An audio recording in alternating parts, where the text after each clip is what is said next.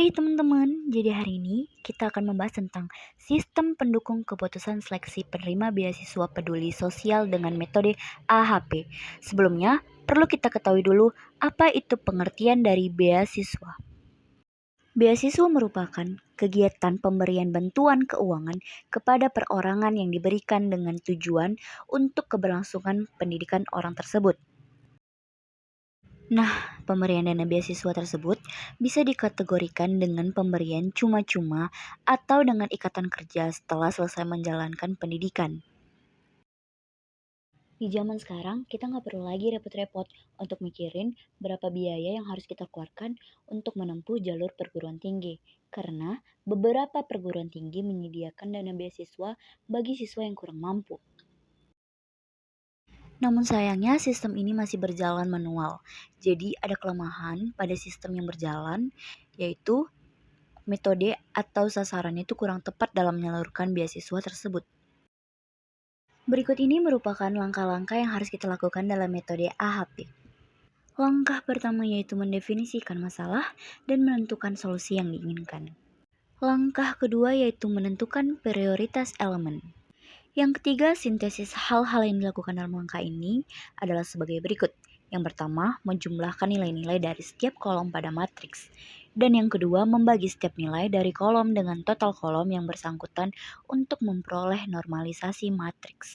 Yang ketiga, menjumlahkan nilai-nilai dari setiap baris dan membaginya dengan jumlah elemen untuk mendapatkan nilai rata-rata.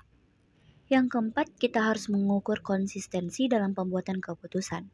Ini sangat penting untuk mengetahui seberapa baik konsistensi yang ada karena kita tidak menginginkan keputusan berdasarkan pertimbangan dengan konsistensi yang rendah.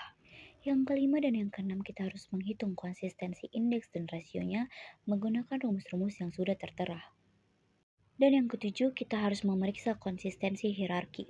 Jika nilainya lebih dari 10%, maka penilaian dari data judgment harus diperbaiki. Namun jika rasional konsistensinya kurang atau sama dengan 0,1, maka hasil perhitungan bisa dinyatakan benar.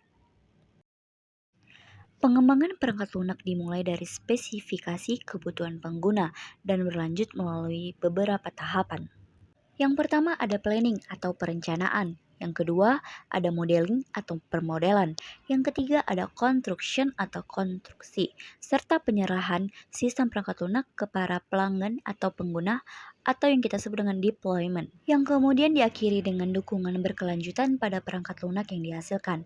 Berikut ini adalah tahapan metode waterfall yang digunakan dalam metode ini. Pada gambar 1 terdapat urutan sebagai berikut. Yang pertama ada communication atau project initiation dan requirement gathering. Sebelumnya, memulai pekerjaan yang bersifat teknis sangat diperlukan adanya komunikasi dengan customer demi memahami dan mencapai tujuan yang ingin dicapai. Hasil dari komunikasi tersebut adalah inisialisasi proyek seperti menganalisis permasalahan yang akan dihadapi dan mengumpulkan data-data yang diperlukan serta membantu definisi fitur dan fungsi software. Yang kedua ada planning. Tahapan ini merencanakan tentang estimasi tugas-tugas teknis yang akan dilakukan, seperti risiko yang dapat terjadi, penjadwalan kerja yang akan dilaksanakan, dan tracking proses pengerjaan sistem. Yang ketiga ada modeling. Tahapan ini adalah tahapan perancangan dan permodelan arsitektur sistem yang berfokus pada perancangan struktur data, arsitektur software, tampilan antarmuka, dan algoritma pemrogramannya. Tujuannya untuk mempermudah dalam memahami gambaran besar dari sistem yang akan kita kerjakan. Yang keempat ada construction atau kode dan teks. Tahapan ini merupakan proses penerjemahan bentuk desain kode menjadi bahasa yang dapat dibaca oleh mesin atau software. Setelah pengkodean selesai, dilakukan pengujian terhadap sistem dan juga kode yang sudah dibuat. Tujuannya untuk menemukan kesalahan yang mungkin terjadi untuk nantinya akan diperbaiki. Yang kelima ada deployment atau delivery, support, and feedback. Tahapan ini merupakan tahapan implementasi software ke customer, pemeliharaan software secara berkala, perbaikan software, evaluasi software, dan pengembangan software berdasarkan umpan balik yang diberikan agar sistem dapat terus berjalan dan berkembang sesuai dengan fungsinya tadi. Input yang digunakan dalam proses sistem pendukung keputusan seleksi calon penerima beasiswa dari kalangan mahasiswa dengan menerapkan algoritma analytical hierarchy proses atau AHP sebanyak 4 input yang terdiri dari nilai raport, penghasilan orang tua, usia, dan yatim piatu. Output yang dihasilkan adalah daftar penerima beasiswa dari kalangan mahasiswa. Menurut tabel pada layar ini, yang pertama kita dapat simpulkan usia dan penghasilan. Usia agak lebih penting daripada penghasilan. Yang kedua, usia rapot, usia sedikit cukup penting daripada rapot. Dan yang ketiga, usia yatim piatu. Usia cukup penting daripada yatim piatu. Yang kelima, penghasilan dan yatim piatu. Penghasilan agak lebih penting daripada yatim piatu. Yang keenam, raport dan yatim piatu.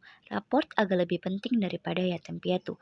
Dari penilaian perbandingan dari kriteria dapat dibuat matriks berpasangan seperti tabel di bawah ini. Umumnya untuk perbandingan matriks berpasangan, angka 1 dapat ditempatkan secara diagonal pada pojok kiri atas sampai dengan pojok kanan karena perbandingan terhadap dua hal yang sama adalah 1 atau equally preferred. Nilai bobot matriks perbandingan berpasangan kriteria didapatkan dari kebijakan pengambilan keputusan. Yang kedua, perbandingan usia dengan penghasilan menghasilkan 0,33 karena antara nilai usia sama dengan 1 dan penghasilan sama dengan 3, maka sepertiga sama dengan 0,33. Perbandingan usia dengan rapot menghasilkan 0,25 karena antara nilai sama dengan 1 dan rapot sama dengan 4, maka 1/4 sama dengan 0,25. Untuk baris dan kolom berikutnya cara tetap sama. Selanjutnya membuat matriks nilai kriteria. Matriks ini diperoleh dengan rumus nilai baris kolom baru sama dengan nilai baris kolom lama per jumlah masing kolom lama. Hasil perhitungannya bisa dilihat seperti dalam tabel 3 tersebut. Nah, berikut ini merupakan keterangan dan cara pada tabel 1, 2, dan 3. Dan hasilnya dapat disajikan dengan perhitungan dalam tabel 4 tersebut. Setelah semua metode telah kita bahas, maka bisa ditarik kesimpulan sebagai berikut.